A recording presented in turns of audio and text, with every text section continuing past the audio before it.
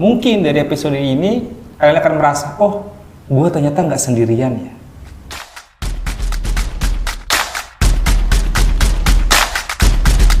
Orang-orang biasa di usia 25 tahun itu sampai 30, orang-orang sudah mulai dibebankan harusnya sudah sudah menjadi gitu. Iya. Artinya ada Tuntutan, tadi yang gue bilang tuntutan di belakangnya di itu. tuntutan masyarakat gitu, realita yang ada gitu ya. Jadi usia 25, 35, 30 itu usia kita ditampar sama realita gitu. Ya. Kok hidup nggak sesuai dengan Kok gini amat ya? perasaan gue dulu ngebayangin kayak gini nih. Ekspektasi gue Di nggak saat itu segini. berarti teman-teman di rumah sedang mulai diajarkan bahwa realita ternyata tidak sedemikian seperti teori.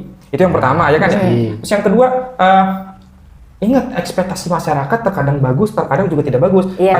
Lingkungan itu benar. Teman-teman di rumah nanti kalau nonton mungkin pertimbangkan dulu ekspektasi masyarakat di sini benar sebagai hal yang membangun atau justru malah membebankan kita. Sebetulnya nggak baik-baik banget gitu ya. Ibaratnya kadang ekspektasi orang itu, yaitu idealisme orang itu gitu. Iya. Idealnya ngelihat orang lain, kamu kan harusnya begini, itu kan idealnya menurut dia. Iya. Kadang gitu.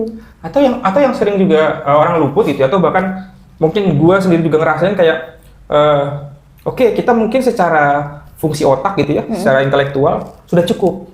Tapi juga krisis ini bisa menyadarkan kita ternyata secara emosional, oh ternyata kita belum cukup nih.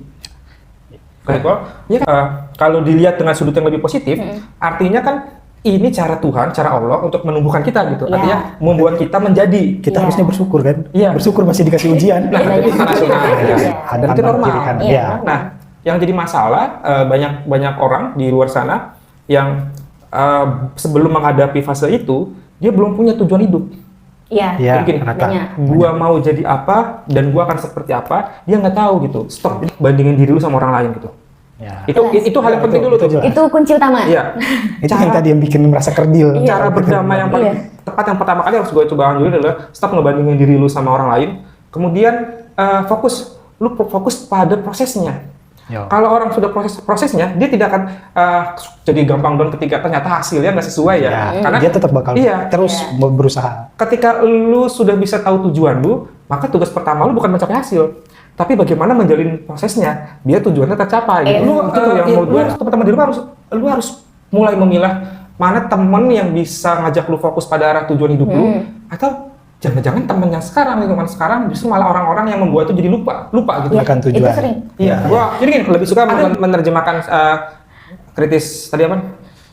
Quarter life crisis itu gua lebih suka menerjemahkan sebagai krisis identitas. Krisis identitas itu artinya gua ini apa, gua mau jadi apa, dan gua harus bagaimana. Nah, kebanyakan anak-anak di usia remaja atau sebelum sekolah, usia sekolah,